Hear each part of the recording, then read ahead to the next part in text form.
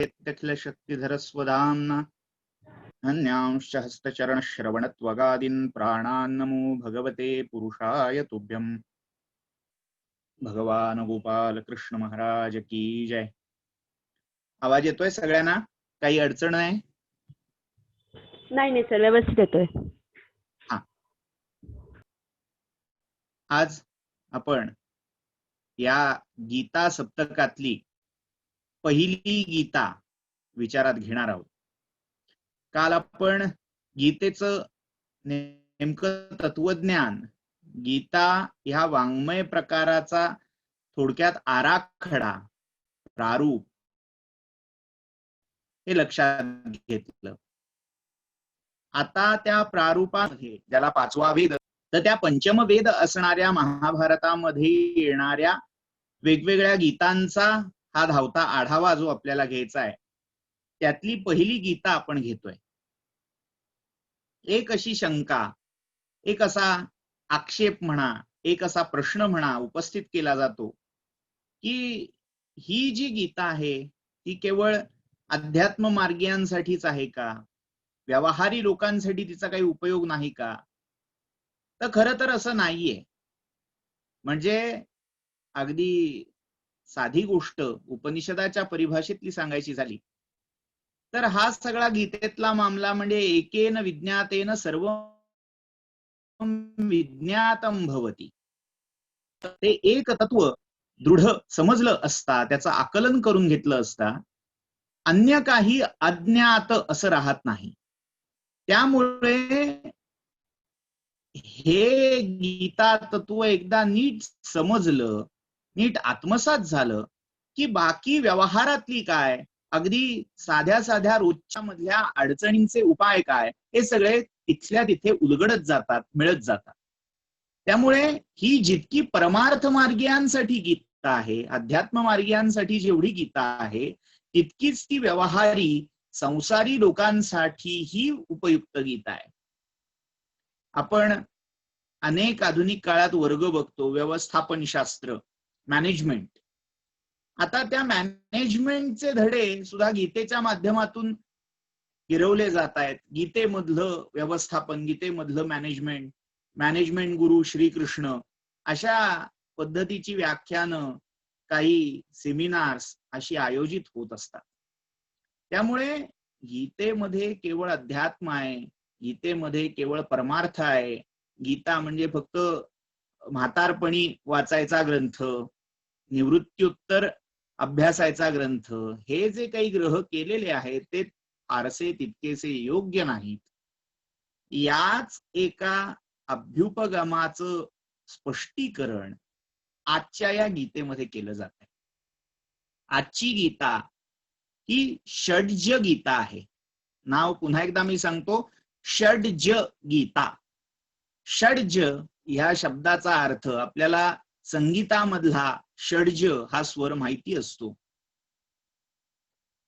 इथे या षड्ज शब्दाचा अर्थ या संदर्भामध्ये षट लोकांच्या, 6 लोकांच्या संवादामधून, परस्पर विचारांच्या आदान प्रदानामधून, संभाषणामधून फुललेली, साकारलेली, अभिव्यक्त झालेली ही गीता, म्हणून ती षड्ज, 6 संवादामधून जन्मलेली गीता, म्हणून ती षड्ज गीता अशी ओळखली जाते. आता हे 6 लोक कोण, काय झाला त्यांच्यामधला संवाद, काय होतं त्यांच्या संवादाचं सूत्र, हा विचार आपण आता थोडक्यात बघूया. महाभारतामध्ये जी 18 पर्व आहेत त्यापैकी एक महत्वपूर्ण पर्व, महत्वपूर्ण मी अशासाठी म्हणतो की महाभारतामधली जी आख्यानं आहेत, महाभारतामधला जो इतिहास आहे, कौरव पांडव यांच्या संघर्षाचं जे सगळं कथानक आहे, हे महत्वाचं निश्चितच आहे.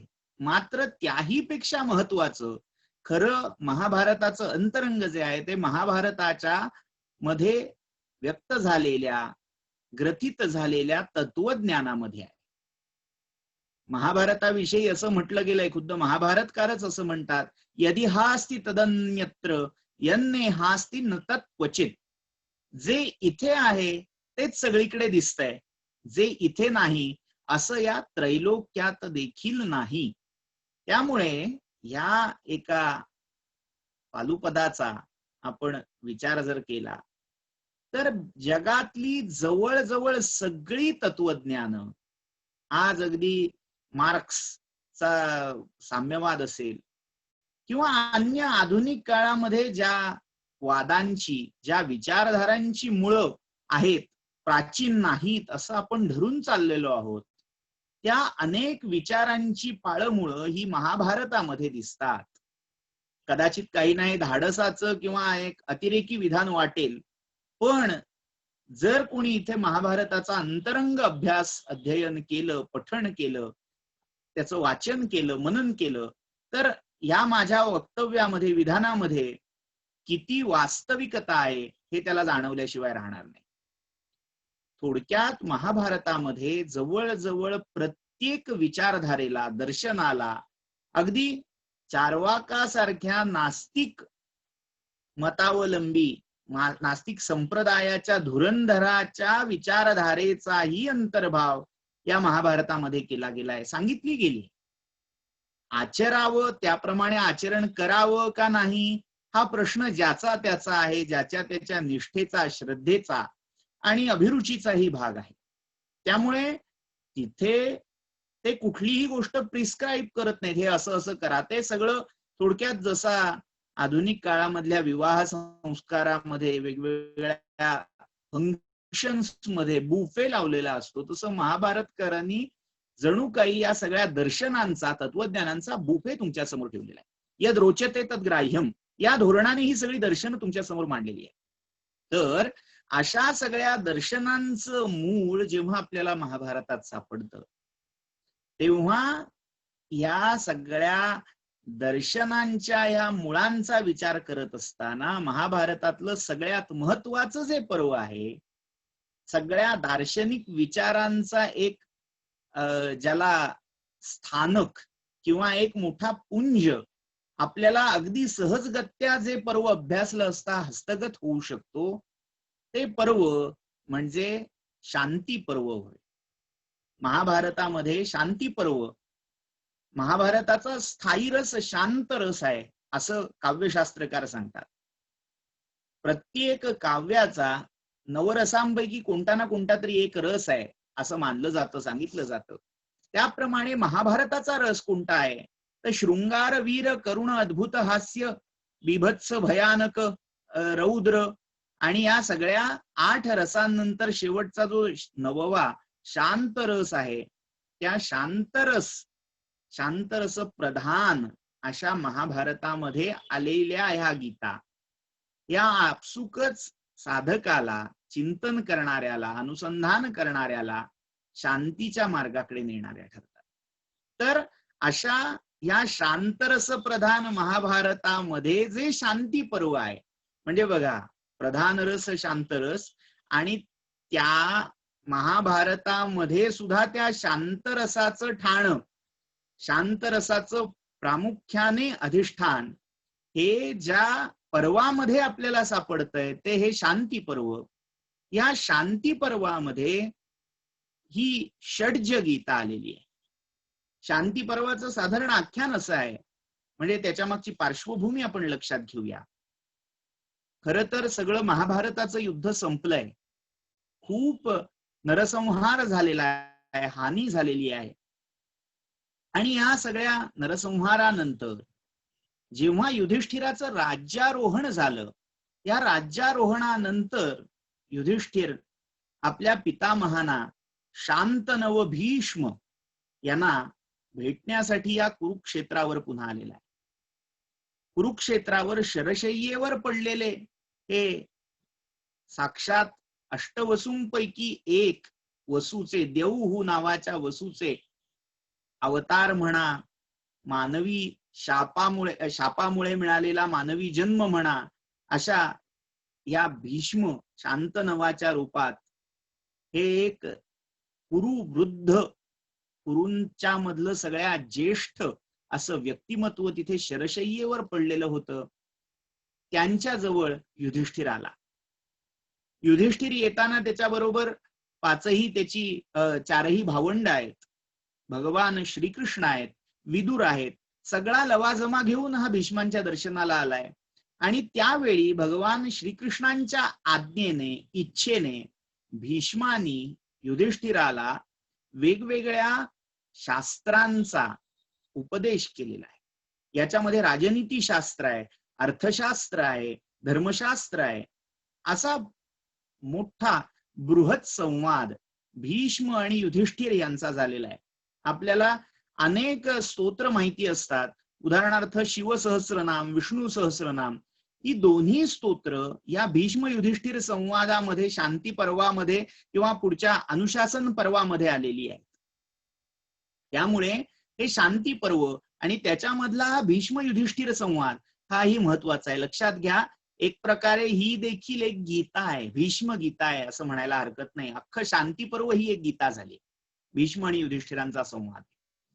तर या संवादामध्ये, शांती पर्वामध्ये चाललेल्या या संवादात भीष्मानी विविध पुरुषार्थांचं दिग्दर्शन, पुरुषार्थांची प्राप्ती करण्यासाठी कसे प्रयत्न करावेत, काय करावं, याचं एक दिग्दर्शन युधिष्ठिराला केलं.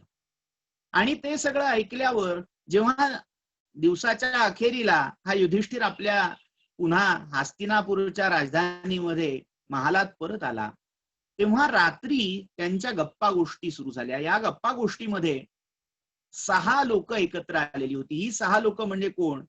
युधिष्ठिर, भीम, अर्जुन, नकुल, सहदेव, हे 5 पांडव आणि 6वा या पूर्ण महाभारतामध्ये तसं म्हटलं तर तटस्थ, पण तरीही सगळ्यात संयत, बुद्धी आणि भावना यांचा अतिशय सुरेख संगम ज्याच्या वर्तणुकीमध्ये, ज्याच्या आचार विचारांमध्ये दिसतो, असा महात्मा विदुर हा 6वा. या 6 मध्ये चर्चा सुरू झालेली आहे. चर्चेमध्ये विषय काय आहे? युधिष्ठिरांनी आपल्या 4 भावंडांना आणि विदुरांना प्रश्न विचारलाय की हे 4ही पुरुषार्थ, हे 4 पुरुषार्थ कुठले, जे आपल्या पितामहांनी भीष्मांनी आपल्याला सांगितले मगाच्या संवादामध्ये. त्या 4ही पुरुषार्थांमध्ये श्रेष्ठ पुरुषार्थ कोणता, मध्यम पुरुषार्थ कोणता आणि खालचा म्हणजे निम्न कोटीचा पुरुषार्थ कोणता? आता मुळात हे पुरुषार्थ किती, कोणते? तर 4 पुरुषार्थ, चतुरार्थ असा एक शब्द प्रयोग संस्कृतमध्ये केला जातो. पुरुषार्थ चतुष्टय, अर्थ चतुष्टय असा शब्द प्रयोग होतो. पुरुषार्थ कोणते? तर धर्म, अर्थ, काम आणि मोक्ष. ह्या धर्म, अर्थ, काम आणि मोक्ष ह्या पुरुषार्थांमध्ये सगळ्यात श्रेष्ठ पुरुषार्थ कोणता, असा मूळ युधिष्ठिराचा प्रश्न आहे. आणि त्या अनुषंगाने मध्यम आणि निम्न कोटीचा म्हणजे तारतम्य, थोडक्यात कंपॅरिझन करण्याचा हा प्रयत्न आहे. याच्यामध्ये श्रेष्ठ कोणता आहे याचा अर्थ काय?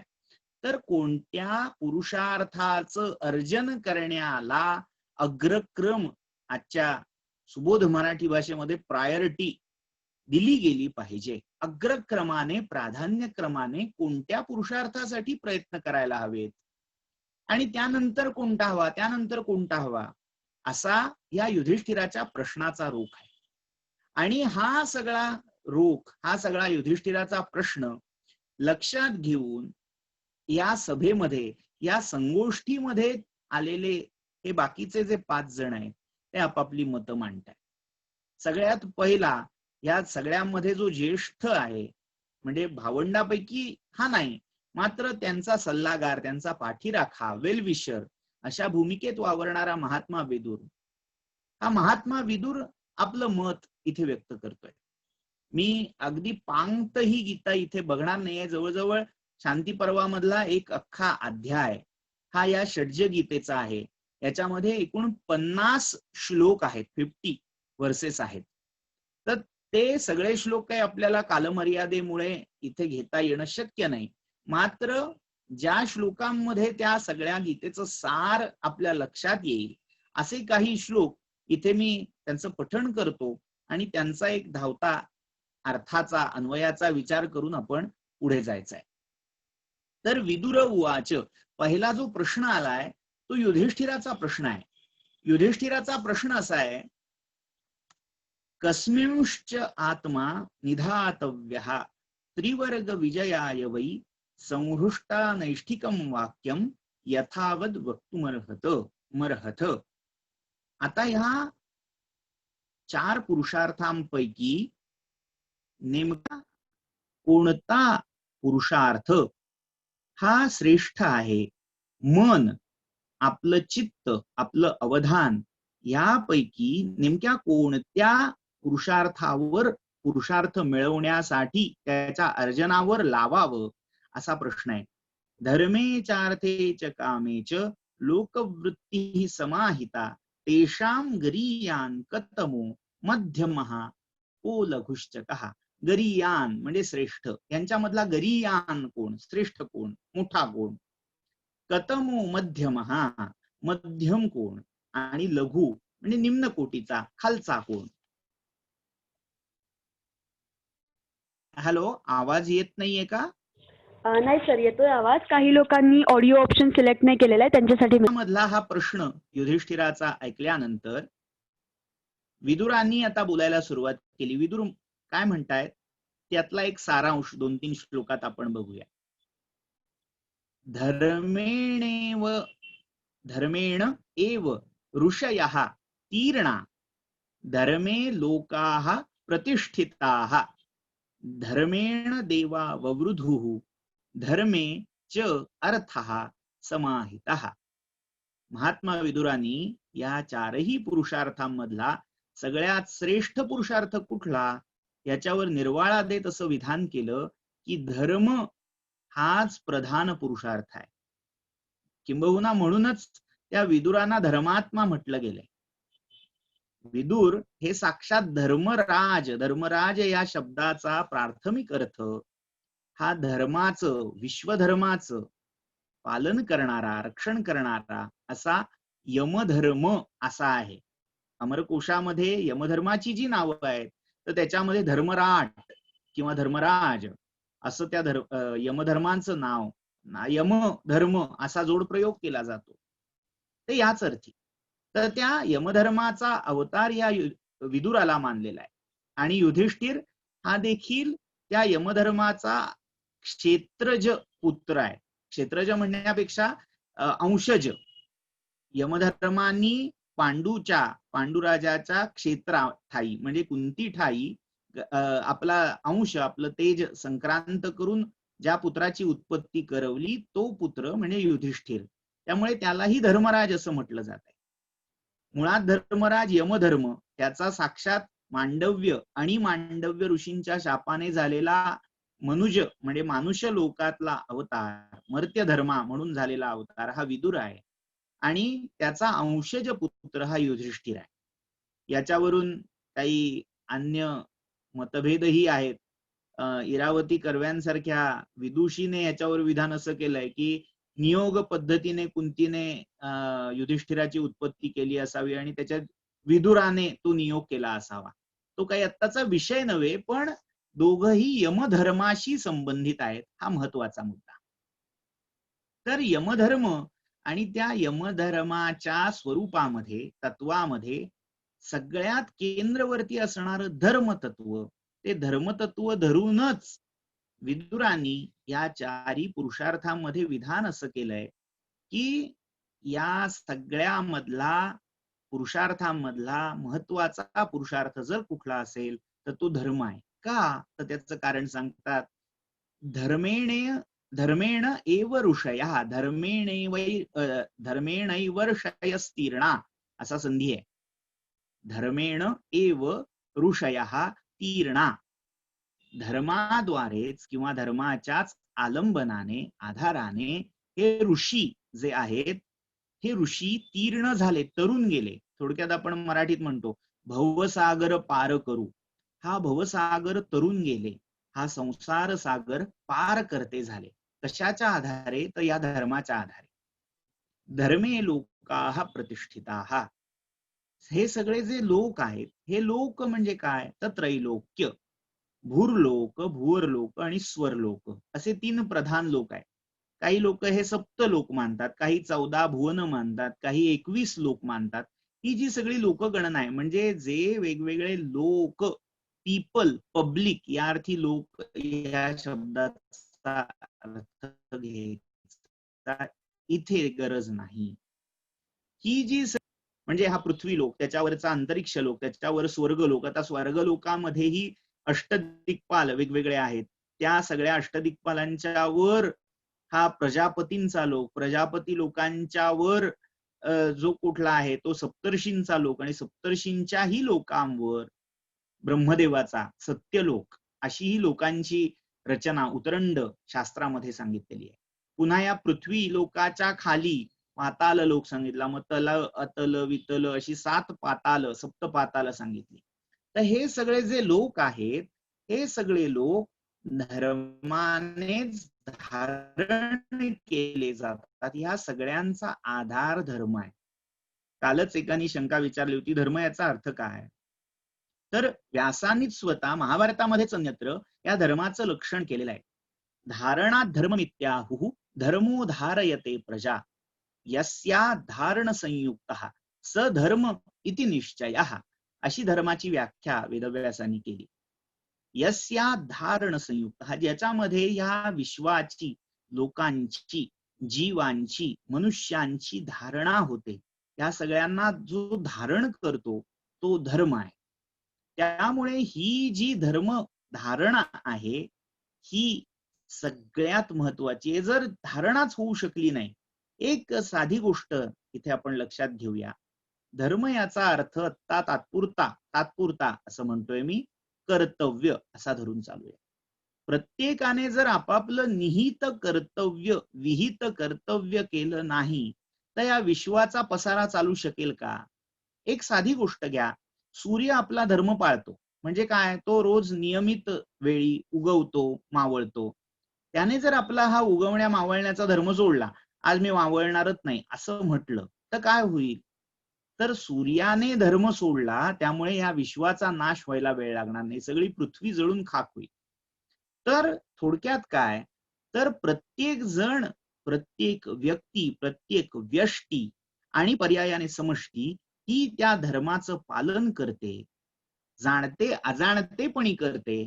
त्यामुळे ह्या विश्वाची धारणा होत असते, आणि ती धारणा या धर्मावर होत असल्यामुळे हा धर्म महत्वाचा आहे असं विदुर म्हणतात.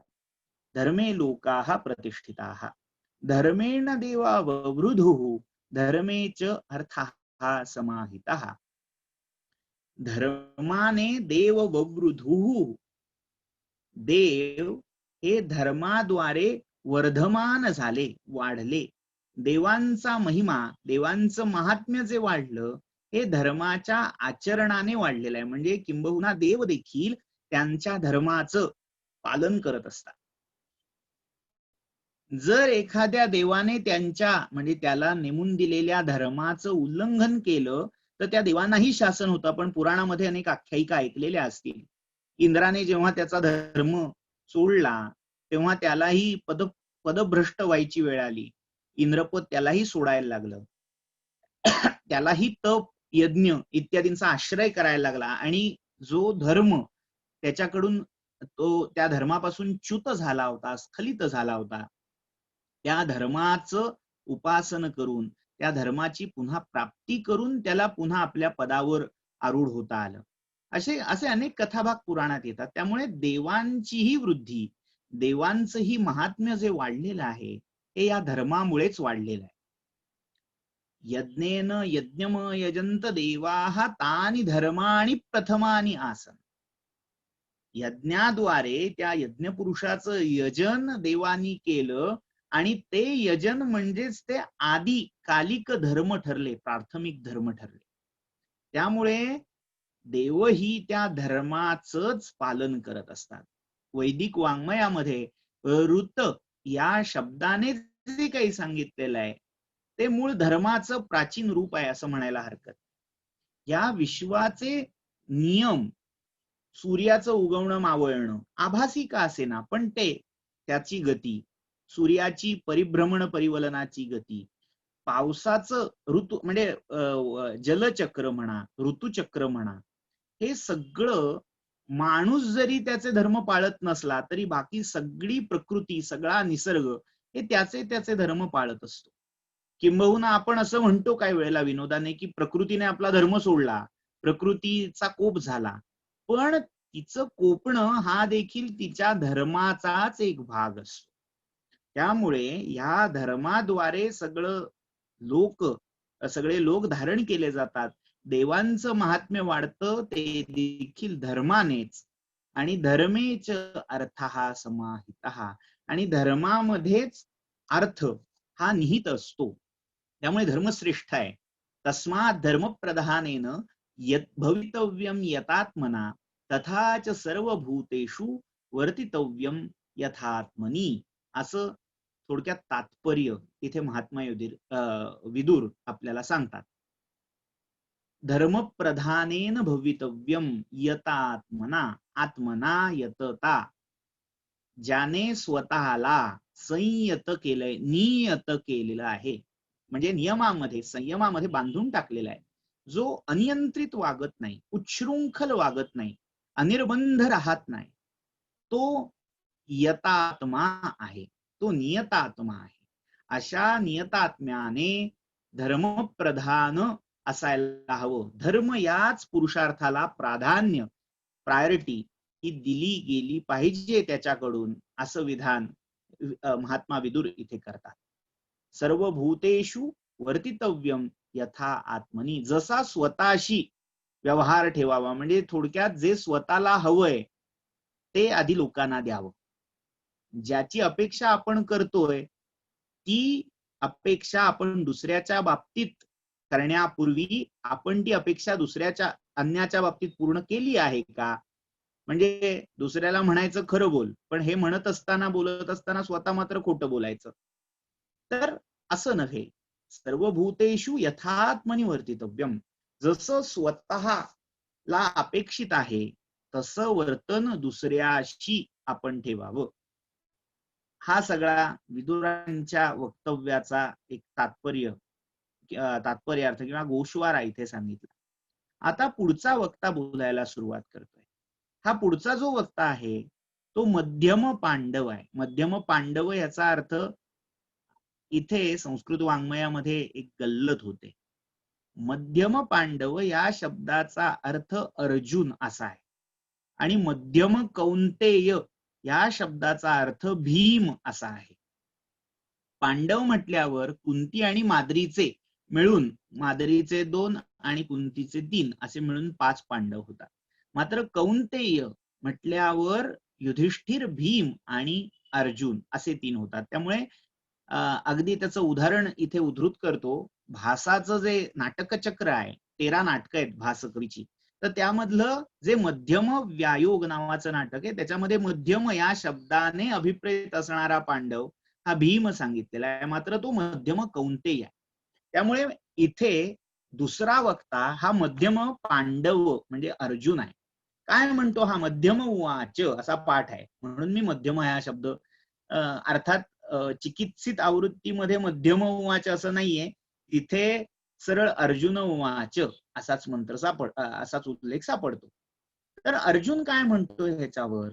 कर्मभूमिरियं राजन इह वार्ता प्रशस्त्यते कृषिर्वाणिज्य गोरक्ष्यम शिल्पानि विविधानि च अर्थ इत्येव सर्वेषां कर्मणाम अव्यतिक्रमः न ऋते अर्थेन वर्तेते धर्म कामौ इति श्रुतिः.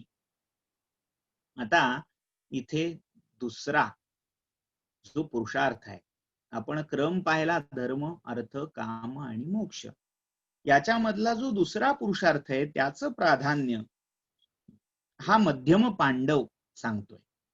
अर्जुन म्हणतोय कर्मभूमी इयं राजन, मना पाहता सत्य हे मृत्यूभूमी, समर्थ ज्याला म्हणतात, ही सगळी मृत्यूभूमी आहे.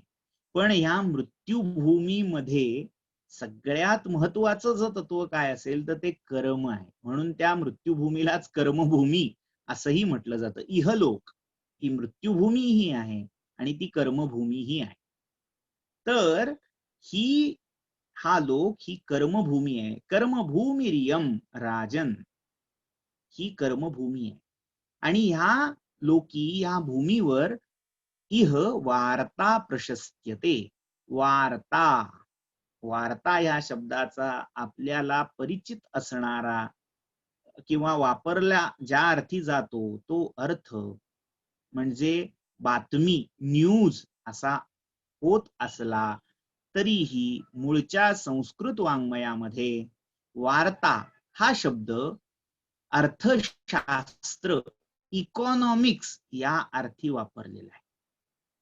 गमतीचा भाग असा आहे, अर्थ या अर्थशास्त्र या शब्दाचा प्रयोग आज इकॉनॉमिक्स या अर्थी केला जातो. अर्थ ह्या शब्दात आपल्याला फक्त पैसा एवढाच अर्थ आज माहिती राहिलाय.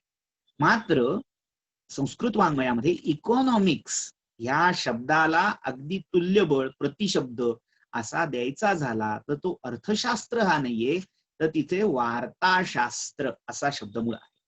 जर चाणक्याचा अर्थशास्त्र हा ग्रंथ पाहिला तर अर्थशास्त्रामध्ये अनेक अधिकरण आहेत, अनेक विषय आहेत.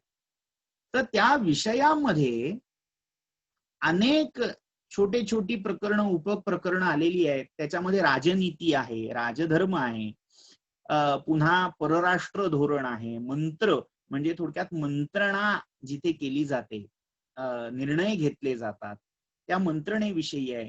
हेर खातं कसं असावं, प्रणिधी कशी असावी त्याबद्दल मुक्त चिंतन आहे. त्यामुळे अशा अनेक विषयांवरचा हा विचार संग्रह अर्थशास्त्र या नावाने ओळखला जातो.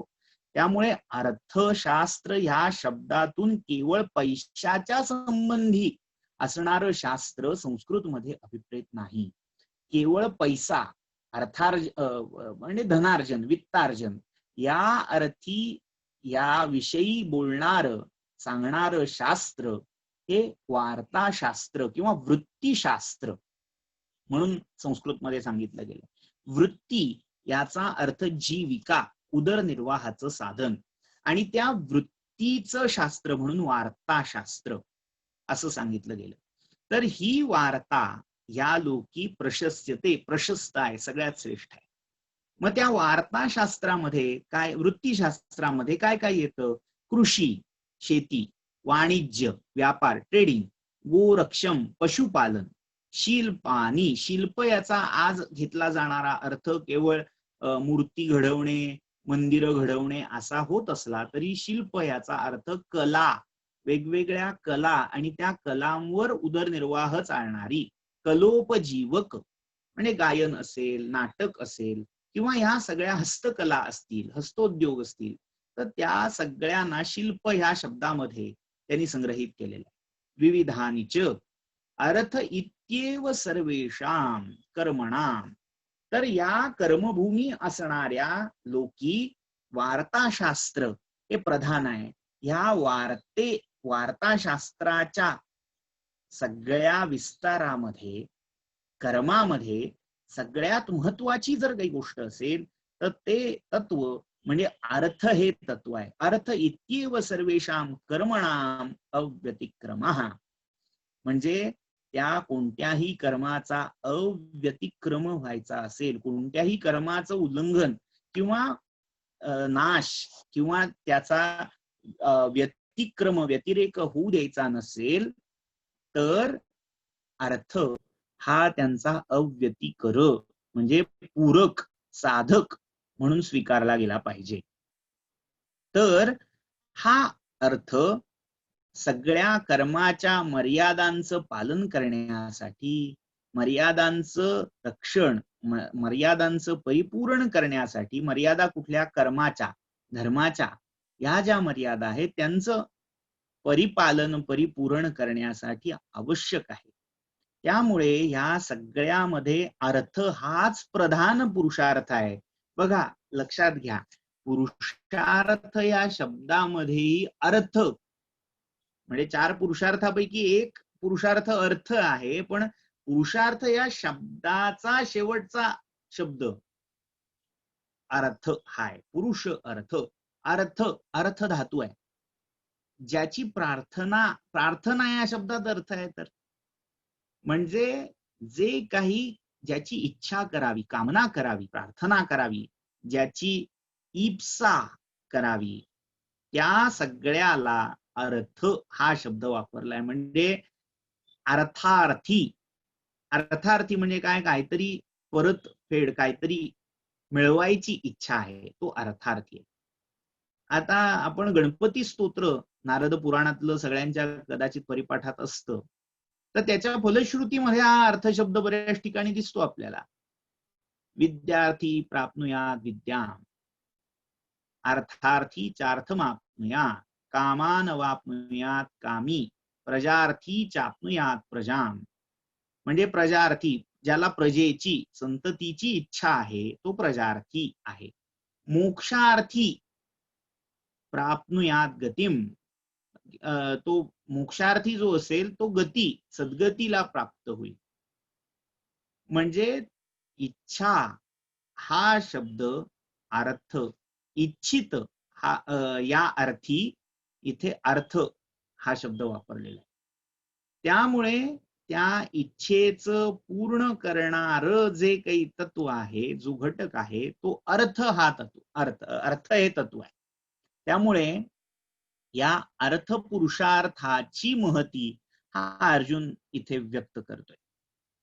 पुढे जाऊन अर्जुनाने असंही विधान केलंय, विषयी अर्थवान धर्मम आराधयितुमुत्तमम, कामम चित्तम चरितु शकतो दुष्प्रापम अकृतात्मभिः. ज्याच्याकडे पैसा आहे त्याला धर्मही जिंकता येतो, धर्मही प्राप्त करता येतो, आणि काम म्हणजे इच्छा ही पूर्ण करून घेता येतात. म्हणजे अर्थ जर काठीशी असेल तर काय काय साधतं. समर्थांच्या रचनेमध्ये रामदास म्हणे, ग्रंथीचा अर्थ काढा, ग्रंथीचा अर्थ काढा, ग्रंथीचा अर्थ काढा, ग्रंथीचा अर्थ काढा, ग्रंथीचा अर्थ काढा, अशी पुनरुक्ती आहे. मात्र प्रत्येक ठिकाणी ग्रंथी आणि अर्थ या शब्दांवर कोट्या केलेल्या आहेत. मी त्याच्या विवरणात आता जात नाही, आपला कालमर्यादा खूप कमी आहे. तर अर्थ या शब्दाची व्याप्ती इथे आपण लक्षात घेऊया. ज्या माध्यमातून आपल्याला ह्या सगळ्या इच्छा पूर्ण करून घेता येतात, किंबहुना धर्माचंही साधन करता येतं, ते ते तत्व, ती गोष्ट म्हणजे अर्थ आहे. थोडक्यात आजच्या भाषेत पैसा ही फार महत्वाची गोष्ट आहे. गमतीचा भाग असा आहे, अर्जुनाच्या 10 मुख्य नावांपैकी एक नाव धनंजय असं आहे. म्हणजे ज्याने त्या शत्रुपक्षांचं धन जिंकून आणलेलं आहे, तो धनंजय. त्यामुळे त्या धनंजयाला हे अर्थतत्व प्रधान आहे. अर्थ हा पुरुषार्थ सर्वश्रेष्ठ आहे असं वाटणं अगदी प्राकृतिक, स्वाभाविक आहे असं म्हणायला इथे हरकत नाही. त्यामुळे अशा अर्थाचं महात्म्य हा अर्जुन इथे सांगतोय. संस्कृतमध्ये अनेक सुभाषित आहेत. आता प्रत्येक वेळी सगळी सुभाषित इथे उद्धृत करत बसलो तर लोक म्हणतील संस्कृतचाच वर्ग सुरू झाला. मी एका सुभाषिताचा आशय, भावार्थ सांगतो आणि पुढे जातो. तर आशय असा आहे की ज्यांच्याकडे ते धन आहे, ज्यांच्याकडे पैसा आहे, ज्यांच्याकडे लक्ष्मी आहे, तेच या लोकी हे विद्वान ठरतात, सुकृती पुण्यवान ठरतात. तेच कुलशील म्हणजे ज्यांचा कुळ उत्तम आहे, उच्च कुळातले आहेत असे ठरतात. त्यांच्याकडे जे दुर्गुण आहेत ते देखील गुण म्हणून ओळखले जातात. हे सगळं कशाचं महत्व आहे, हे कशाचं महात्म्य आहे, तर ते एका अर्थ, वित्त, धन ह्याचं ते सगळं महत्व आहे. म्हणजे पैसा जर तुमच्याकडे असेल तर धर्म, काम हे पुरुषार्थ आपसूक मिळवल्यासारखे होतील, ते सोपे जातील मिळवायला. त्यामुळे अर्थ हा पुरुषार्थ प्रधान आहे असं अर्जुन इथे आपल्याला सांगतो.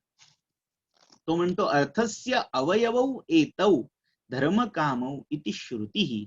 असं साक्षात वेदांचं वचन आहे. इति श्रुतीही, श्रुती सांगते काय, अर्थस्य अवयवौ एतौ, धर्म आणि काम हे अर्थाचे अवयवभूत आहेत, अंगभूत आहेत.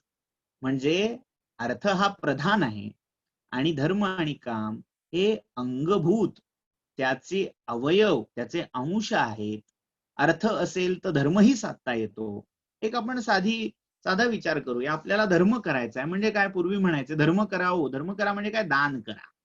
दान करण्यासाठी कनवटीला पैसे असायला लागतील, खिशात पैसे असायला लागतील, तर दान करता येईल. तर त्या धर्मासाठी, पुण्यार्जनासाठी धन आवश्यक आहे, अर्थ आवश्यक आहे. आणि कामनांची तृप्ती, कामनांची, वासनांची परिपूर्ती होण्यासाठी अर्थ आवश्यक आहे. म्हणजे अगदी साधी गोष्ट, काम याचा अर्थ केवळ लस्ट, विकार असा घ्यायची गरज नाही. तर इच्छा असाही काम या शब्दाचा अर्थ आहे. बाजारातून जात असताना अमुक एक गोष्ट आवडली. स्त्री वर्गाला अनुभव असतो की जाता जाता एखादी साडी त्या दुकानामध्ये लावलेल्या, तो जो डिस्प्ले असतो तिथे आवडते, छान दिसते, आणि पर्समध्ये पैसे नसतील, क्रेडिट कार्ड नसेल, तर मग घोटाळा होतो. मग सारखं आपलं चित्त त्या साडीच्या डिझाईनवर, त्याचा पदर कसा होता, त्याचा पोत कसा होता, त्याच्यावर नक्षी कशीदा कसला होता, ह्या चिंतनात घडून जात. म्हणजे इच्छा पूर्ण करण्यासाठी अर्थ आपल्या गाठीशी असायला लागतो, ग्रंथीशी असायला लागतो. आणि तो असेल तर त्या इच्छांची आपसूक परिपूर्ती होते, तृप्ती होते. त्यामुळे धर्म आणि काम हे या अर्थाचे अंगभूत आहेत, असं विधान अर्जुन करतो. मग अर्जुन अर्जुनाचेही श्लोक आहेत. ते बोलत असताना त्याच्या लक्षात येतं अजून कोणीतरी बोलायला उत्सुक आहे. कोण आहे? तर तो अर्जुन बोलता बोलता असं म्हणतो, एतन मतिमताम श्रेष्ठ मतम मम यथा तथम. असं बुद्धिवंतांनी सांगितलेलं, हा बुद्धिमंतांनी दिलेला निर्वाळा, हेच माझं मत आहे. म्हणजे माझं मत हे बुद्धिमंताचं मत आहे. थोडक्यात मी बुद्धिवंत आहे हे इनडायरेक्टली अर्जुन सांगतोय. अनयोस्तु निबोधत्वम वचनम वाक्य कंठयो. काय सुंदर शब्द प्रयोग आहे बघा, वाक्य कंठयो. ज्यांची वाक्य, ज्यांचे उद्गार, ज्यांना बोलायचंय ते अगदी कंठाशी येऊन थांबलंय, म्हणजे जे बोलायला उत्सुक आहे, बोलण्यासाठी उत्सुक, अशा ह्या दोघांना त्यांनी वाक्यकंठयोः असं विशेषण वापरलंय. हे वाक्यकंठ कोण आहेत? तर अनयोः, आता द्विवचनी प्रयोग आहे. याचा अर्थ यमजौ, म्हणजे जे जुळे आहेत ते, नकुल आणि सहदेव, हे यांना काहीतरी बोलायचंय, हे उत्सुक दिसत आहेत बोलायला. त्यांचंही एकदा ऐकून घे, काय म्हणतायत ते. अनयोस्तु निबोधत्वम वचनम वाक्यकंठयोः असं अर्जुन म्हणतो. त्यावर हे आता नकुल सहदेवावूचतुः, नकुल आणि सहदेव या धर्मराज युधिष्ठिराला सांगतायत. आता हे काय सांगणार आहेत वेगळं? आता पहिला धर्म, पुरुषार्थ विदुरांनी श्रेष्ठ आहे असं सांगितलं. अर्थ हा पुरुषार्थ श्रेष्ठ आहे असं अर्जुनाने सांगितलं. आता नकुल आणि सहदेव काय सांगतायत? आसीनश्च शयानश्च विचरन्नपि वा स्थितः अर्थयोगम दृढं कुर्यात् योगैः उच्चावचैरपी. आता जो कोणी मनुष्य आहे, म्हणजे सुबुद्ध मनुष्य आहे, ज्याचं डोकं जाग्यावर आहे, त्याने काय करावं? आसीनश्च शयानश्च, झोपताना, बसताना, उठता बसता झोपता जागता, असं जसं म्हणतो, आसीन बसलेला असताना, शयानश्च झोपलेला असताना, विचरन्नपि चालता, वा स्थितः किंवा थांबलेला असताना, अर्थयोगम दृढं कुर्यात्. अर्थयोग दृढ करावा, म्हणजे अर्थप्राप्ती करावी, अर्थप्राप्तीसाठी प्रयत्न करावा. आणि कसा? योगैः उच्च अवचैरपी, मोठं किंवा छोटं कोणत्याही प्रकारचं काम करून प्रत्येक मनुष्याने अर्थार्जन करावं, अर्थयोग प्राप्त करावा. म्हणजे पुन्हा जाऊन हे नकुल आणि सहदेव अर्जुनाच्याच बोलण्याला पुष्टी जोडतायत, पुष्टी देतायत. काय म्हणतायत? की अर्थ हाच पुरुषार्थ आम्हाला श्रेष्ठ वाटतो. प्रत्येक पुरुषाने जागता झोपता, उठता बसता, चालता थांबता हे अर्थवत्व साधलं पाहिजे. यो अर्थः धर्मेण संयुक्तः धर्मो यश्चार्थ संयुतः तद्धि तु अमृत संवादम तद्धित्वामृत संवादम तस्मादेतौ मतौ इह. आता इथे ते थोडा एक भेद अर्जुनापेक्षा सांगतायत. अर्जुन अर्थ या पुरुषार्थाचं प्राधान्य सांगतोय, नकुल सहदेव धर्मयुक्त अर्थाचं प्राधान्य सांगतायत. योर्थो धर्मेण संयुक्तो धर्मो यश्चार्थ संयुतः. जो धर्म अर्थाने संपन्न आहे किंवा जो अर्थ धर्माने संयुक्त आहे, म्हणजे थोडक्यात ज्या अर्थाचं अर्जन म्हणजे उपजीविका मिळवणं, अर्निंग ब्रेड अँड बटर असं ज्याला म्हटलं जातं, ते धर्म मार्गाने केलेलं आहे, धर्मसंमत मार्गाने केलेला आहे. तो अर्थ धर्मेण संयुक्त, तो धर्माने संयुक्त आहे अर्थ.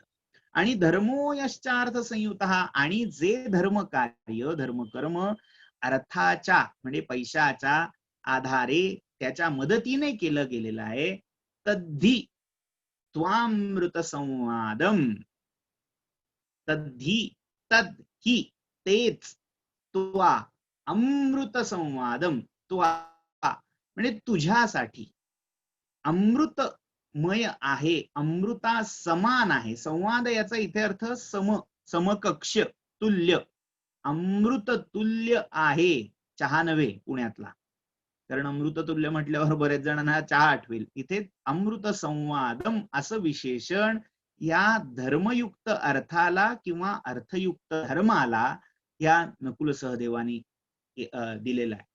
त्यामुळे अर्थ हा पुरुषार्थ महत्वाचा आहे, मात्र तो अर्थ पुरुषार्थ हा धर्मसंयुत धर्म मार्गाने जिंकलेला मिळवलेला असला पाहिजे. त्याशिवाय त्या अर्थाला अर्थ नाही, तो योग्य नाही, उपभोगण्याजोगा नाही, असं हे मत उद्धृत करतायत. धर्मम समाचरेत पूर्वम ततोर्थम धर्म संयुतम ततः कामम चरेत पश्चात सिद्धार्थः सही तत्परम. आता ते म्हणतायत, आता त्यांनी तारतम्य सांगितलं. धर्मम समाचरेत पूर्वम, पहिल्यांदा धर्माचं आचरण करा, पण आचरण करून काय मिळवा, तर ततोर्थम धर्म संयुतम, आणि त्या धर्माच्या आचरणातून अर्थाच्या प्राप्तीचा प्रयत्न करा. म्हणजे इथे एक गोष्ट लक्षात घ्यायची, धर्मासाठी धर्माचं आचरण करणं असं अपेक्षित नसून अर्थाच्या प्राप्तीसाठी धर्माचं आचरण हे सांगितलेलं आहे. म्हणजे knowledge for the sake of knowledge आणि knowledge for the sake of money यातला जो फरक आहे तो इथे दिसतोय. म्हणजे कशातून काय मिळवायचं आहे, नेमका अभिप्सित अर्थ काय आहे. कोणाला धर्मातून अर्थ मिळवायचा आहे आणि कोणाला अर्थातून धर्म मिळवायचा आहे. हा सगळा गल्लत होती इथे. बऱ्याच जणांचा घोटाळा इथे होतो. कशासाठी काय, हा विवेक आज समाजामध्ये जो संपत चाललाय त्याचं कारण नेमकं आपलं जीवन कोणत्या पुरुषार्थासाठी वाहिलेलं आहे याचा बोध आज राहिलेला नाही. आपलं आयुष्य या 4 पुरुषार्थांच्या चौकटीमध्ये, गदिमानी खूप सुंदर ओळी लिहिलेल्या आहेत. पुरुषार्थाची 4 चौकट, त्यात पाहता निज जीवन पट, प्रत्यक्षाहुनी प्रतिमा उत्कट. साक्षात प्रभू रामचंद्रांचं वर्णन आहे. त्यामुळे ते धर्म अर्थ काम मोक्ष या 4 पुरुषार्थांच्या चौकटीमध्ये बसलेलं आहे. पण दुर्दैवाची गोष्ट आज ही आहे की आज आपल्याला नेमकं काय मिळवायचंय, आपल्याला धर्म हा मिळवायचा आहे का अर्थ मिळवायचा आहे का काम मिळवायचं आहे का मोक्ष मिळवायचा आहे, हेच आज ही पुरुषार्थाची कल्पना कालबाह्य झाल्यामुळे किंवा विस्मृती पथात गेल्यामुळे आम्ही आमच्या आयुष्याची ध्येय धोरणं निश्चितच करत नाही आणि त्यामुळे मग फार मोठ्या आपदांना तोंड द्यायला लागतं. कुठेतरी या पुरुषार्थांचा विचार आणि त्या पुरुषार्थामध्ये नेमकं आपल्याला काय मिळवायचंय ह्याचा विचार होणं इथे महत्वाचं आहे. हा संवाद आपल्याला थोडक्यात सांगून संदेश देऊन जातोय. तर असा धर्मम समाचरेत पूर्वम ततो अर्थम धर्म संयुतम, धर्माच्या योगाने तो अर्थ मिळवावा आणि मग अर्थ मिळवल्यावर कमावल्यावर ततः कामम चरेत पश्चात, आणि मग कामम चरेत, कामाचा उपभोग घ्यावा, कामाच्या ठाई प्रवृत्त व्हावं. सिद्धार्थ सही तत्परम.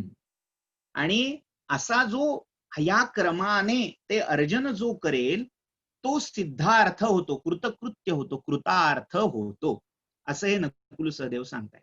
म्हणजे थोडक्यात हे 3 पुरुषार्थ या क्रमाने मिळवले, आपलं सगळं आयुष्य काय कमवायचंय, एक आपलं आपलं आयुष्य 4 आश्रमामध्ये सांगितलेलं आहे, विभक्त केलेलं आहे. धर्म, अर्थ, काम आणि मोक्ष. तर ब्रह्मचर्य आश्रमामध्ये धर्मार्जन करायचंय. त्या पुढच्या गृहस्थाश्रमामध्ये हे अर्थ आणि काम हे पुरुषार्थ मिळवायचे. आणि शेवटचे जे 2 आश्रम आहेत, वानप्रस्थ आणि विशेषतः संन्यास आश्रम, या 2 किंवा 1 अशा आश्रमामध्ये या बाकी 3ही पुरुषार्थांचा आसक्तीचा भाग सोडून मोक्षाची कामना करायची. त्यामुळे मोक्ष हा 4थ्या किंवा 3ऱ्या-4थ्या आश्रमांचं इप्सित आहे. तर अख्खं आयुष्य या 4 पुरुषार्थांमध्ये वाटलं गेलंय. त्यांच्यासाठी प्रयत्न करण्यासाठी ती योजना आहे असं आपल्याला दाखवता येतं. पुढे हा संवाद जातोय. भीमसेन आता बोलतायत. वृकोदर असं ज्याचं नाव आहे. ना कामः कामयत्यर्थम ना कामो धर्ममिच्छति ना कामः कामयानोस्ति तस्मात् कामो विशिष्यते ना कामः कामयति अर्थम. जो निष्काम आहे, ज्याला कुठली कामना नाही, काम याचा एक अर्थ वासना, लैंगिक वासना असाही होतो, मात्र त्या व्यतिरिक्त इच्छा असाही त्याचा अर्थ आहे. त्यामुळे इच्छा जर नसेल तर माणूस अर्थाची कामना करायला जात नाही. पैसा कशासाठी लागतो? इच्छा आहेत, वासना आहेत, त्या पूर्ण करण्यासाठी याची गरज. आणि त्या इच्छा आहे तर धर्माची इच्छा, धर्माचं आचरण मनुष्य करतो. म्हणजे धर्म आणि अर्थ हे दोन्ही पुरुषार्थ जे अर्जिले जातात, मिळवले जातात, ते कामासाठी, काम या पुरुषार्थासाठी मिळवले जातात. आता धर्मातून काम कसा मिळतो? त्याचं एक साधं उत्तर आहे की बरेच वेळा स्वर्ग काम हा यजेत असं श्रुती सांगते. म्हणजे स्वर्गाची कामना असणाऱ्याने यज्ञ करावा, ज्योतिष्टोम करावा असं विधान श्रुती करते. आता याचा अर्थ काय?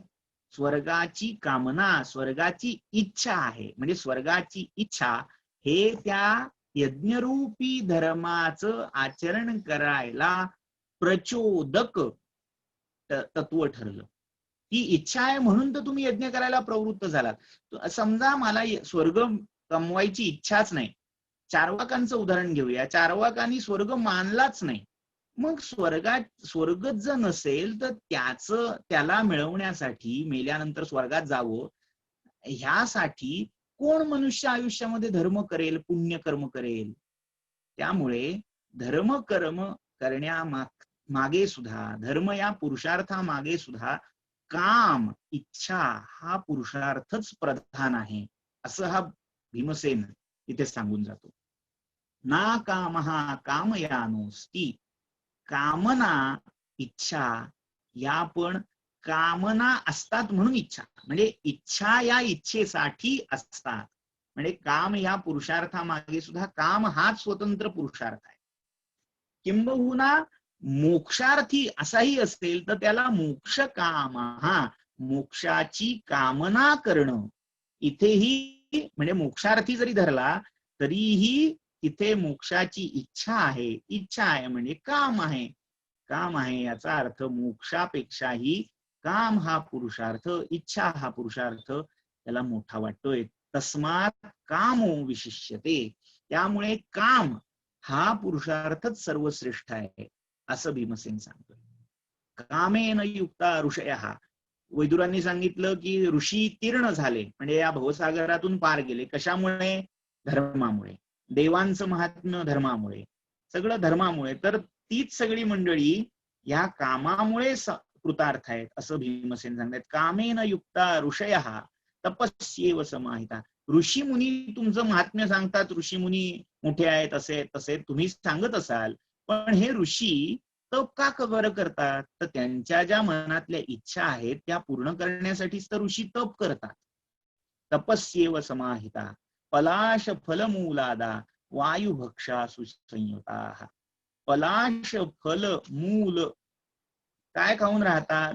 तर पलाश म्हणजे पानं. पलाश याचा एक अर्थ पान असाही आहे आणि पलाश याचा एक अर्थ पलाश वृक्ष असाही आहे. त्यामुळे इथे पलाश याचा अर्थ पान असा घ्यायचा. पलाश फलमूलादा, पान, फळ, मुळं, कंदमुळं खाऊन, अद भक्षण करणे, खाणे या अर्थीचा धातू, किंवा वायू भक्षण करून, काही न खाता निराहार राहून हे ऋषी, हे मुनी तप करतात. कशासाठी? तर काम तृप्त व्हावा यासाठी. वेदोपवेदेष्वपरे युक्ता स्वाध्याय पारगाः श्राद्ध यज्ञ क्रियायांच तथा दान प्रतिग्रहे. जेवढी म्हणून या लोकांमध्ये धर्मकर्म सांगितलेली आहेत, दान आहे, प्रतिग्रह आहे, श्राद्ध, यज्ञ, वेदांचं अध्ययन अध्यापन, स्वाध्याय, हे सगळे कशासाठी करतात, केले जातात? तर ती काम, इच्छांची तृप्ती व्हावी. आपण म्हणतो ना की माझी इच्छा अशी आहे, यासाठी मी जप केला, यासाठी मी देवाचं करतोय. म्हणजे इच्छांची तृप्ती झाली तर देव माझा, नाही केली तर तो देव खोटा. म्हणजे आपण देवाची उपासना देखील सकाम होऊन करत असतो. एक विनोद मला इथे आठवतो. एक ऋषी खूप कठोर तप करत होता आणि करता करता करता असं झालं, साक्षात देव त्याच्या समोर येऊन उभा राहिला आणि म्हणाला, काय प्रसन्नोस्मी वरं ब्रूयात, काय हवी ती इच्छा माग. तर त्यावेळी हा ऋषी कावरा बावरा झाला, म्हणाला, ही पार्सिलिटी तुम्ही करताय. देव आश्चर्यचकित झाला, म्हणाला, काय पार्सिलिटी केली? तो म्हणाला, ओ मी असं ऐकलं होतं की तुमचं तप करायला बसलं की तुम्ही अप्सरा बिप्सरा पाठवता आणि मग त्यांच्या बरोबर गंमत जम्मत करता येते. आता गमतीचा भाग इथे असा की या ऋषीने तप कशासाठी केलं? देवासाठी नाही, त्या अप्सरांचा उपभोग मिळावा यासाठी ते तप केलं. तसं सगळ्या ह्या धर्मकर्मामागे तप म्हणून जे म्हटलं जातंय त्याच्याही मागे काम हा पुरुषार्थ आहे, इच्छा ह्या प्रधान आहेत, त्याच्यासाठी हे सगळं केलं जात आहे. त्यामुळे काम हा पुरुषार्थ श्रेष्ठ आहे असं वक्तव्य भीमसेन करतोय. यानंतर शेवटी निर्वाळा ह्या सगळ्यांचं तात्पर्य काय, खरं काय, खोटं काय, श्रेष्ठ कोण, कनिष्ठ कोण, खरं कोण, खोटं कोण, असा निर्णय करायची जबाबदारी ह्या सगळ्या वाद विवाद संवाद सभेचा जो अध्यक्ष होता त्या अध्यक्ष युधिष्ठिराकडे गेली. आणि आता युधिष्ठिराने ह्याच्यावर काय मत दिलं ते महत्वाचं आहे. युधिष्ठिर इथे सांगतो, निसंशयम निश्चित धर्मशास्त्रा सर्वे भवन्तो विदित प्रमाणा विज्ञातु कामस्य ममेह वाक्यम उक्तम यद्वै नैष्ठिकम तच्छ्रुतम मे. निसंशय तुम्ही अधीत धर्मशास्त्रात, तुम्हाला सगळं कर्माचं सार माहितीये, सगळ्यांना शास्त्र विदित प्रमाण, हा प्रमाण शास्त्र तुम्हाला माहिती आहे, किंबहुना तुमचं वाक्य हे प्रमाणभूत आहे असंही म्हणायला हरकत नाही. मला जी जिज्ञासा होती त्यावर तुम्ही हे जे सगळे विचार इथे प्रकट केलेत ते सगळं उत्तम आहेत, नैष्ठिक आहेत, स्वतःच्या तत्वाला धरून आहेत. नैष्ठिक या शब्दाचा अर्थ तत्वनिष्ठ असा इथे करायचा, तत्वनिष्ठ आहे. मात्र आता या सगळ्यावर माझं मत काय झालंय ते मी सांगतो. काय सांगतोय? तर भूतानी जाती स्मरणात्मकानी जरा विकारैश्च समन्वितानी भूयश्च तैस्तै प्रतिबोधितानी मोक्षम प्रशंसन्ति नतम च विद्महा. सगळं तुम्ही सांगताय ते खरं आहे, त्या त्या जागी योग्य आहे. मात्र प्रत्येक जीव धर्माची इच्छा करत नाही, अर्थाची इच्छा करत नाही, कामाचीही इच्छा करत नाही, तर तो केवळ मोक्षाची इच्छा करतो. मोक्ष या शब्दाचा अर्थ आता लक्षात घ्यायला हवा. मोक्ष या शब्दाचा अर्थ सगळ्या प्रकारच्या दुःख आपदा यांच्यामधून, कोणत्याही प्रकारच्या बंधनामधून मुक्ती, मोकळीक, कोणतेही बंधन तुमच्यावर राहता कामा नये. सगळे बाकीचे जे पुरुषार्थ आहेत हे मोक्षासाठी हवेसे वाटतात. हे म्हणजे सगळ्या जीवशास्त्राला प्रयुक्त होऊ शकतं, उपयुक्त ठरू शकतं असं मानसशास्त्रीय तत्व युधिष्ठिराने इथे उद्धृत केलेलं आहे. युधिष्ठिर काय सांगतोय? भूतानी जाती स्मरणात्मकानी, आपले गेल्या जन्मीचं काय केलंय हे या सगळ्याचा लेखाजोखा ज्यांना माहिती आहे, जाती स्मर ही एक सिद्धी आहे, जाती स्मरत्व ही. स्वतःचे पूर्वीचे जन्म ज्यांना माहिती आहेत असे, आणि ज्यांना माहित नाहीये जरा विकारैश्च समन्वितानी, आणि ज्यांना काही माहित नाही, जे जरा मरण याच्यामध्ये जे गुंतून गेलेले आहे असे ही जीव.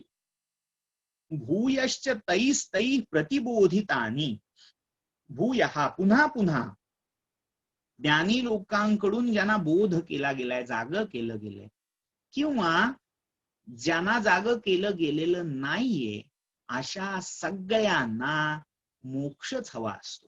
धर्म, आपण धर्मकर्म करतो कशासाठी? माझ्यावर दुसरा कोणी शासक असू नये, मला माझ्या तंत्राने अमुक गोष्ट करता यायला हवी. म्हणजे मी स्वर्गात जावं, स्वर्गात जाऊन काय करावं? माझ्या तंत्राने मला उपभोग घेता यायला हवे, यासाठी आपण धर्म करतो. आपण अर्थ कमावतो, पैसा कमावतो कशासाठी? मला कोणाचंही बंधन असता कामा नाही, मला कोणी जाब विचारता कामा नाही. मला श्रीमंत कशासाठी व्हायचंय? तर बाकी कोणाच्या अधीन मी राहता कामा नाही, माझ्या अधीन सगळं असावं, पण मी कोणाच्या अधीन असू नये, यासाठी आपल्याला पैसा हवा असतो. मी काम म्हणजे इच्छा कशाची करतो? तर मला आनंद मिळावा, आणि तो आनंद कसा असावा? तर तो अनंत असा आनंद असावा, कधीही संपू नये. कामामध्ये खरी इच्छा काय आहे? मला असा आनंद मिळावा की जो कधीच संपू नये, कधीही त्याला परिमित स्वरूप मिळू नये, म्हणजे अनवच्छिन्न असा आनंद मिळावा, हीच त्या कामपुरुषार्थामागची प्रेरणा आहे, प्रवृत्ती आहे. आता अनंत आनंद ह्या शब्दाचा अर्थच मोक्ष होतो. कोणत्याही बंधनाचा, कोणत्याही दुःखाचा, मराठीमध्ये नाट्य गीतामध्ये एक गीत प्रसिद्ध आहे, तापाचा पापाचा लेश नसे, शांती वसे, ये नेवोनी त्या स्थानी, चिन्मया सदय हृदया. ते जे आहे भैरवी जी म्हटली जाते बालगंधर्व चित्रपटामध्येही ती उद्धृत आहे केलेली. तर असं जिथे पाप, ताप, बंध, दुःख, क्लेश असं काहीही उरणार नाही, या अशा अवस्थेची प्रत्येकाला इच्छा असते. म्हणजे अगदी जो जडजीव आहे त्यालाही सुख कसं निर्भेळ सुख हवं असतं. खऱ्या अर्थाने निर्भेळ सुख म्हणजे मोक्ष आहे, आणि त्या अर्थी या चारही पुरुषार्थांमध्ये मोक्ष हाच सर्वश्रेष्ठ पुरुषार्थ आहे असं मला वाटतं. असं इथे युधिष्ठिर आपल्याला सांगून जातो. आता शेवटी वैशंपायन कन्क्लुडिंग हे करतात, सुचारु वर्णाक्षरचारु भूषिताम मनोनुगाम निर्धुतवाक्य कंटकाम निशम्यताम पार्थिव पार्थ भाषिताम गिरम नरेंद्रा प्रशंसुरेवते. त्या पार्थिव उठिराचं हे वाक्य कसं आचरण अक्षरण हा सुचारू उच्चारला गेलेला आहे, नीट उच्चार केलेला आहे, कुठेही वर्णव्यत्यास झालेला नाही. मनोनुगाम, आणि कोणालाही दुखावलेलं नाही. सत्यम ब्रूयात प्रियम ब्रूयात न ब्रूयात सत्यम प्रियम, म्हणजे खरं बोलावं, कोणाला लागेल असं बोलू नये, सगळ्यांना आवडेल असं बोलावं. तर असं सगळ्यांचा अनुनय करणार, मात्र जे सत्य आहे असं मनोनुगाम निर्धुत वाक्य कंटकाम, ज्याच्यामध्ये कोणताही कंटक, खडा, काटा राहिला नाहीये, म्हणजे बोचणार असं ज्याच्यात काही नाहीये, मौसूद असं वाटणार, मृदू रुजू असं जे बोलणं आहे ते त्या युधिष्ठिराचं बोलणं ऐकून नरेंद्रा हा म्हणजे थोडक्यात राजकुलातले ते अन्य सगळे प्रशंसुरेव ते त्याची प्रशंसा करते झाले. थोडक्यात तात्पर्य धर्म अर्थ काम मोक्ष या चारही पुरुषार्थांचं आयुष्यातल्या त्या त्या अवस्थेमध्ये आवश्यक ते स्थान आहे. पण सगळ्यात महत्वाचा कोणता पुरुषार्थ आहे तर कोणतंही बंधन, कोणताही दुःखाचा क्लेशाचा लेश जिथे उरणार नाही असा मोक्ष, मुक्ती, ज्याला अपवर्ग असंही म्हटलं गेलंय, तो पुरुषार्थ श्रेष्ठ आहे, प्रधान आहे. हे विधान, हे संविधान या षड्ज गीतेमधून महाभारतकारांनी आपल्या समोर मांडलेलं आहे. आपण इथे थांबूया. ह्याच्यात काही शंका असतील, सूचना असतील तर आपण त्या आता पाहूया. कोणाचा जर काही प्रश्न असेल किंवा काही सांगायचं असेल तर रेज हँड हा ऑप्शन तुम्ही सिलेक्ट करू शकता, म्हणजे मी तुम्हाला अनम्यूट करू शकेन.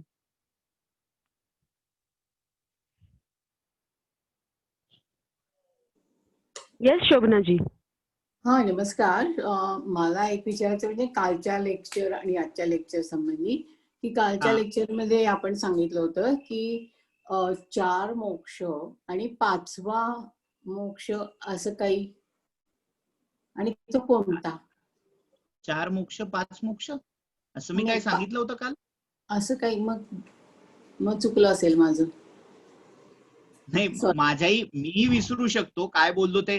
कसं असतं म्हणजे ते लक्षात नाही राहिलं, नक्की काय ते लक्षात राहिलं नाही, पण असं मला 5 अंगांबद्दल बोलायचं आहे का? पंचांगांविषयी विषय झाला होता काल.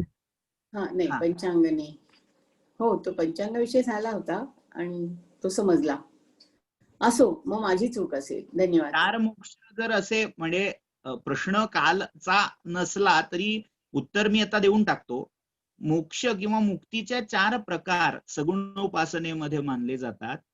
सलोकता, स्वरूपता, समीपता आणि सायुज्यता असे 4 मोक्ष किंवा 4 मुक्ती मानल्या गेलेल्या आहेत.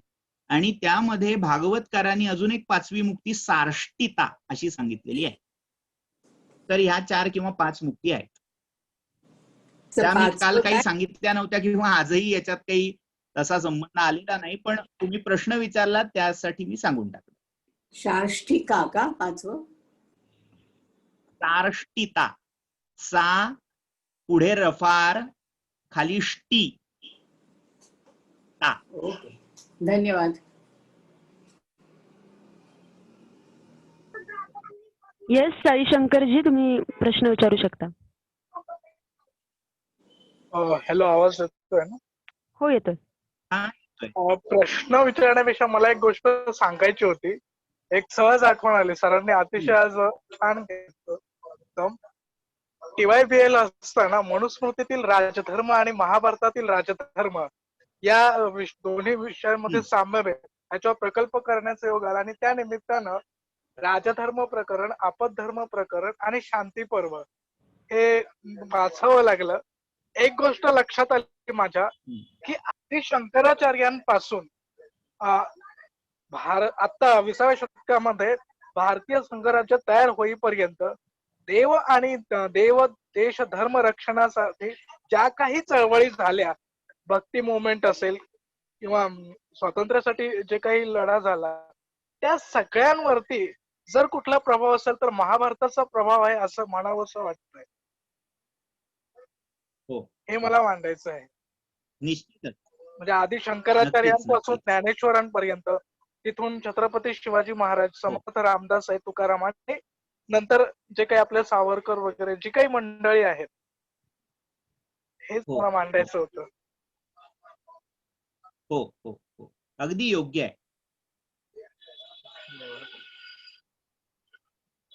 अजून कोणाला काही विचारायचं किंवा सांगायचं असेल तर सांगू शकता.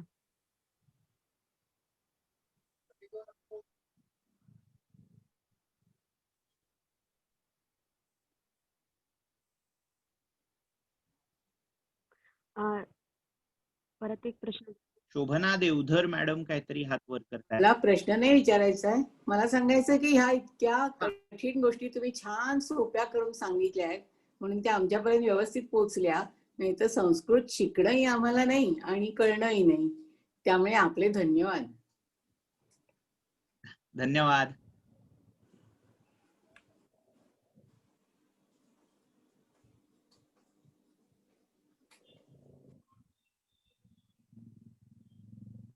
अजून काही प्रश्न आहे कोणाचा?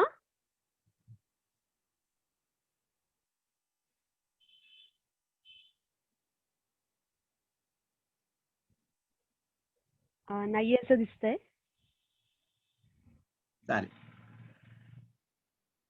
ओके, अर्चना आयफोन यांना बोलायचं आहे. हा,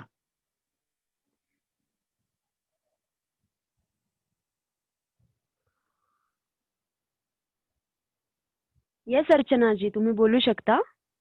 हा नमस्कार. अप्रतिम. मला म्हणजे I have no words to express. किती छान वाटलं तुमचं ऐकून. तुम्ही एवढे ऑर्गनाइज्ड आहात, एवढं तुमचं बोलणं इतकं ऑर्गनाइज्ड आहे, तुमचं मटेरियल, तुमचा अभ्यास. God bless you. तुम्हाला खूप खूप माझ्याकडनं आशीर्वाद. आणि आय एम सो हॅपी की मला हे ऐकायला मिळतं. मी इथे काल सांगितल्याप्रमाणे मी मिशिगन मध्ये, इथे आता सकाळचे 10 वाजले आणि मी हे सुरुवात करते ऐकायला. गाडीत बसते तेव्हा, ड्राईव्ह करत असताना माझ्या फोनवर चालू असतं हे. And I feel really blessed. मला मराठी तुमच्या इतकं बोलता येत नाही स्वच्छ किंवा अगदी शुद्ध, पण मी माझा भाव तुम्हाला व्यक्त करते की I feel truly blessed. Thank you very much. Thank you madam. धन्यवाद सगळ्यांचे तुमचेच अर्चनाजी. आशीर्वाद आहेत, सद्गुरूंची कृपा आहे. त्यातच आहे. अगदी अगदी तुम्हाला माझे खूप खूप खूप आशीर्वाद.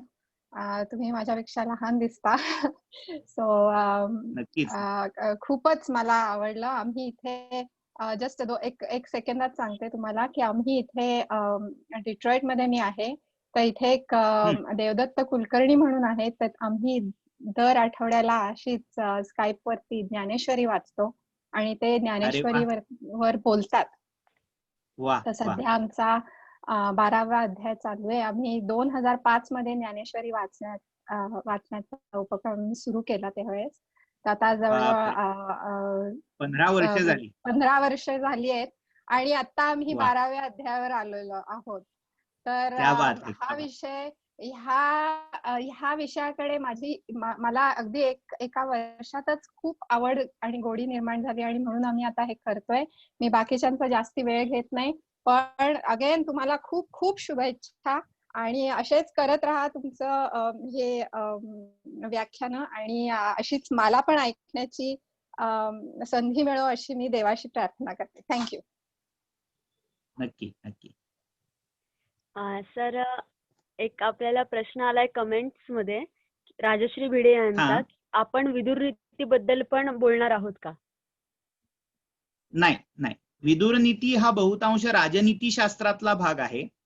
या गीतांच्या ओघामध्ये विदुर गीता असा म्हणून काही त्या विदुर नीती स्वीकारलेली नाही आणि त्याचे 6 अध्याय आहेत, 6 काही ठिकाणी 7 मानलेले आहेत. त्यामुळे आपण शक्यतो एक अध्याय एवढं ज्याचं जीवित आहे तेवढ्याच गीता घेतोय. काल मी अनुगीतेचा उल्लेख केला, ती अनुगीता ही 36 अध्यायाची आहे, म्हणजे तिच्यावर स्वतंत्र सेशन खरं घ्यायला हवं. पण आता म्हणजे एकेका सेशन मध्ये एक गीता साधारण एक त्याचा पूर्ण बर्ड्स आय व्ह्यू आपल्या समोर मांडता येईल अशाच गीता आपण इथे घेतोय. आणि त्यातल्या त्यात आपण तत्वज्ञान, दर्शन हे थोडं फोकस ठेवूया. राजनीती म्हणजे काही गौण नाहीये, कमी नाहीये, पण काय आहे, या सगळ्या पॅन्डेमिक किंवा अशा कालावधीमध्ये तत्वज्ञान, दर्शन जे शांती मनाला देतं ते बाकीच्या गोष्टी थोडं कमी देतात. त्यामुळे त्यासाठी आपण तत्वज्ञानावर आणि तत्वज्ञानात्मक गीतांवर अधिक फोकस करावा असं मला वाटतंय. येस गावंडेजी, तुम्ही बोलू शकता. ओके. मला विचारायचं होतं, विष्णू सहस्रनामाबद्दल थोडं विचारायचं होतं. सुरुवात कशी आणि केव्हा झाली विष्णू सहस्रनाम? आवाज जातोय तुमचा. हॅलो सर, त्या विचारतायत की त्यांना विष्णू सहस्रनामाबद्दल विचारायचं होतं की ते विष्णू सहस्रनाम कुठून आलं आणि कसं आलं, सुरुवात त्याची कशी झाली वगैरे. विष्णू सहस्रनाम हे अनुशासन पर्वामध्ये महाभारतातले आलेलं आहे. भीष्मांना युधिष्ठिरांनी प्रश्न विचारला की असं काय आहे ज्याचं स्मरण, ज्याचा जप, ज्याचं चिंतन केलं असता आपसुक निःश्रेयसाची प्राप्ती होते, धर्माची, अर्थाची, कामाची आणि मोक्षाची प्राप्ती होऊ शकते, असं मला एक साधन सांगा. म्हणजे अल्प प्रयत्न पण बहुआयामी फल. तर त्यासाठी तेव्हा ते जप्य म्हणजे ज्याचा जप करावा, ज्याचं चिंतन करावं, असं विष्णू सहस्रनाम म्हणजे भगवान विष्णूंची 1000 नावं भीष्मांनी युधिष्ठिराला शरशय्येवरून सांगितली. आणि त्या संवादातून म्हणजे त्या कथनातून हे विष्णू सहस्रनाम स्तोत्र जन्माला आलं आणि ते व्यासांनी पुढे महाभारतामध्ये ग्रंथित करून ठेवलं. थँक्यू. Thank you ma'am. मला हे जाणून घ्यायची इच्छा. हा, धन्यवाद. धन्यवाद.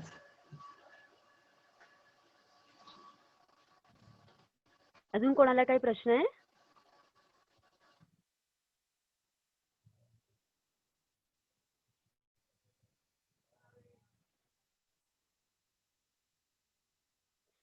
ठीक आहे सर, मग थांबायचं आपण आज इथे. हो चालेल चालेल.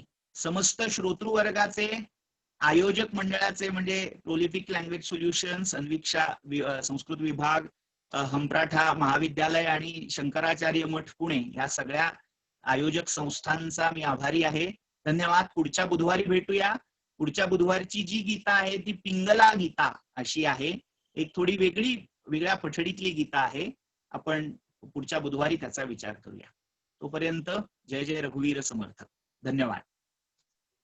धन्यवाद. बुधवारी सुद्धा वेळ हीच राहील 6:30 वाजताची आणि जी लिंक आहे मीटिंगची ती सुद्धा हीच राहील. तेव्हा याच लिंक वरती आपण बुधवारी पुढच्या आठवड्यामध्ये बुधवारी आणि गुरुवारी भेटूया. धन्यवाद.